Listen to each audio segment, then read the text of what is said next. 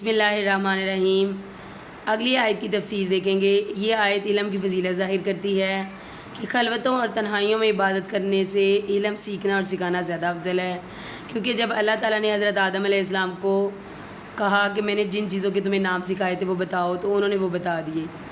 ان کو فرشتوں پر علم کی وجہ سے فضیلت حاصل ہوئی، انبیاء کو فرشتوں پر فضیلت حاصل ہے، اور جتنی بھی یہ آیت یہ بھی ظاہر کرتی ہے کہ عالم کو جاہل پر فضیلت حاصل ہے۔ اگلی آیت انسان کی فضیلت ظاہر کرتی ہے۔ جب اللہ تعالیٰ نے فرشتوں کے سامنے کہا کہ سجدہ کرو آدم کو، تو سب نے سجدہ کیا لیکن ابلیس نے نہیں کیا۔ یہ آیت میں ظاہر کرتی ہے کہ انسان کی فضیلت فرشتوں پر زیادہ ہے، کیونکہ فرشتوں نے آدم علیہ السلام کو سجدہ کیا۔ یہ سجدہ تعظیمی سجدہ تھا۔ پچھلی شریعتوں میں سجدہ تعظیمی جائز تھا۔ سجدہ کے معنی ہے فرما برداری کرنا، سر جھکانا۔ شرعی اصطلاح میں اس کے معنی ہے اپنی پیشانی کو زمین پر رکھ دینا۔ سجدہ عبادت صرف اللہ کے لیے ہے۔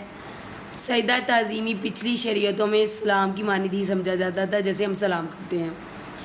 یہ حضرت محمد صلی اللہ علیہ وسلم نے سجدہ تعظیمی اپنی امت کے لیے ختم کر دیا، کیونکہ جب حضرت سلمان رضی اللہ تعالیٰ عنہ آپ صلی اللہ علیہ وسلم کو سجدہ کرنے کا ارادہ رکھتے تھے، تو آپ صلی اللہ علیہ وآلہ وسلم نے فرمایا کہ میری امت کا سجدہ صرف اللہ کے لیے ہے، کیونکہ اللہ کی ذات ہی لائق عبادت ہے، اور سجدے سے منع کیا۔ سب سے پہلا سجدہ حضرت آدم علیہ السلام کو حضرت جبرائیل علیہ السلام نے، حضرت میکائیل علیہ السلام نے، حضرت اسرافیل علیہ السلام نے، حضرت عزرائیل علیہ السلام نے اور ملائکہ مقربین نے کیا۔ یہ سجدہ زوال کے وقت سے لے کر عصر کے وقت تک رہا۔ بعض محققین کے نزدیک 100 برس تک اور بعض کے نزدیک 500 برس تک جو فرشتے ہیں وہ سجدے میں رہے۔ ابلیس نے انکار کیا۔ شیطان کے معنی ہیں غمگین ہو کر ششدر اور پریشان رہنے والا۔ ابلیس یہ جو ہے اس کا نام عزازیل تھا، لیکن اپنی نافرمانی کی وجہ سے یہ ابلیس ہو گیا۔ اس کو علم میں بہت زیادہ ماہر تھا، اور اس کو طاؤس الملائکہ بھی کہا جاتا تھا، لیکن جب اس نے غرور کیا تو یہ کافروں میں سے ہو گیا۔ اس نے اللہ کے سامنے کہا کہ میں آدم کو سجدہ کیوں کروں، آدم تو مٹی سے بنا ہے اور میں آگ سے۔ اس غرور کی وجہ سے یہ کافروں میں ہو گیا۔ اگلی آیت میں جب اللہ تعالیٰ نے حضرت اماں حوا اور حضرت آدم علیہ السلام کو پیدا کیا، تو ان کو جنت میں سکونت اختیار کرنے کے لیے کہا، ان کو وہاں رکھا، ان کو نعمتیں دیں اور کہا کہ جہاں سے مرضی کھاؤ پیو، لیکن ان نعمتوں کے ساتھ ایک شرط بھی رکھ دی کہ اس درخت کے پاس نہ جانا ورنہ ظالموں میں سے ہو جاؤ گے۔ جب شیطان مردود ہو گیا اور اب اس نے اپنا حال دیکھا، تو حضرت آدم علیہ السلام پر جب انعام و اکرام کی بارش دیکھی تو وہ حسد کرنے لگا اور تدبیریں سوچنے لگا کہ میں کیسے ان سے بدلہ لوں۔ وہ حضرت آدم علیہ السلام اور حضرت اماں حوا کے پاس گیا اور کہنے لگا کہ کیا میں تمہیں ایک مستقل چیز بتاؤں جس سے تم فرشتوں جیسی زندگی پاؤ گے اور ہر وقت عبادت میں مصروف رہو گے اور تمہیں موت نہیں آئے گی۔ حضرت آدم علیہ السلام نے کہا کہ موت کیا ہے؟ تو پھر شیطان نے اپنے تئیں ہلاک کر کے نزاع کا عالم اور روح کا قبض ہونا ہر چیز دکھا دی۔ حضرت آدم علیہ السلام خوف زدہ ہو گئے اور کہنے لگے کہ موت کیا ہے، اس سے بچنے کی تدبیر کیا ہے؟ فرشتے جو شیطان ہے اس نے کہا کہ اگر میں تمہیں تدبیر بتاؤں تو تم اس درخت کا پھل کھا لو، پھر تمہیں کبھی موت نہیں آئے گی اور تم ہمیشہ فرشتوں کی طرح عبادت ہی کرتے رہو گے۔ حضرت آدم علیہ السلام نے کہا کہ مجھے اللہ نے اس درخت کا پھل کھانے سے منع کیا ہے۔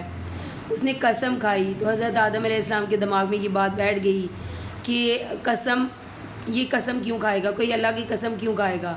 تو انہوں نے اس پھل کو کھا لیا۔ جیسے ہی حضرت آدم علیہ السلام نے پھل کھایا تو ان کا اور حضرت اماں حوا کا لباس اتر گیا اور وہ وہاں سے نکال دیے گئے۔ حضرت اماں حوا جدہ میں اور حضرت آدم علیہ السلام سرانڈیپ میں اتار دیے گئے۔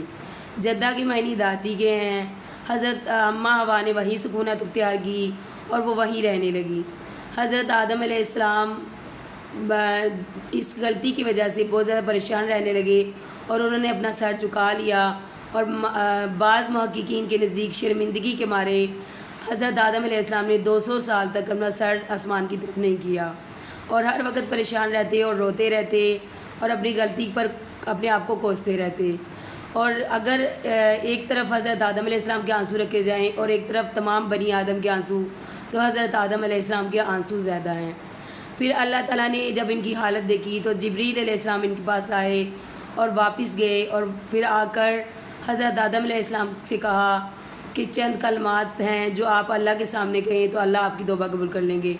اللہ تعالیٰ نے ان کو چند کلمات سکھائے جو سورۃ اعراف میں موجود ہیں، ربنا ظلمنا انفسنا وَإِن لَّمْ تَغْفِرْ لَنَا وَتَرْحَمْنَا لَنَكُونَنَّ مِنَ الْخَاسِرِينَ۔ جب انہوں نے یہ پڑھے تو ان کی توبہ قبول ہوئی، اور اللہ تعالیٰ نے قرآن میں فرما دیا کہ میں توبہ قبول کرنے والا اور رحم کرنے والا ہوں۔ اللہ تعالیٰ نے کہا کہ اب تم زمین میں ہی رہو گے، جہاں پہ تم ایک مقررہ وقت تک رہو گے، موت مقرر کر دی گئی، اور پھر تمہارے لیے معاش کا ٹھکانہ ہے کہ خود اپنے لیے انتظام کرو اور خود ہی کھیتی باڑی کرو اور کھاؤ پیو۔ اس کے بعد اللہ تعالیٰ نے فرمایا کہ میں تمہارے پاس شریعتیں آتی رہیں گی، ہدایت دینے والے آتے رہیں گے جو ہدایت دیتے رہیں گے، جو کوئی میری ہدایت قبول کر لے گا وہ نہ غمگین ہوگا اور نہ ہی اس کو کوئی خوف ہوگا اور نہ پریشانی، اور وہ جو ہے وہ اعلیٰ مقام پا لے گا۔ لیکن جو کافر ہوں گے، جھٹلائیں گے اور میری باتوں کو نہیں مانیں گے تو وہ لوگ ہمیشہ دوزخ میں رہیں گے اور وہ ہمیشہ وہیں پہ رہیں گے۔ یہاں پہ مومنین اور کفار دونوں کا حال بتا دیا گیا کہ مومنوں کے لیے وہی ٹھکانہ جہاں حضرت آدم علیہ السلام کو اللہ تعالیٰ نے جنت میں رکھا، یہ جب مریں گے تو وہیں جائیں گے اور یہ ان کا مستقل ٹھکانہ ہوگا، اور جو شیطان کے راستے پر چلیں گے وہ مردود ہوئے ہوں گے اور ان پر لعنت ہوگی اور وہ آگ میں رہیں گے اور ہمیشہ رہنے کا ٹھکانہ وہی ہے۔ پچھلی جو آیتیں ہیں ہم نے اس میں اعجاز قرآن بھی پڑھ لیا، انسانوں کی اقسام بھی پڑھ لیں اور قصہ تخلیق آدم بھی پڑھ لیا۔ اگلی آیات ہیں بنی اسرائیل، قصہ تخلیق آدم کے بعد قصہ بنی اسرائیل۔ اب ہم انشاءاللہ اگلی تفسیر میں قصہ بنی اسرائیل کریں گے۔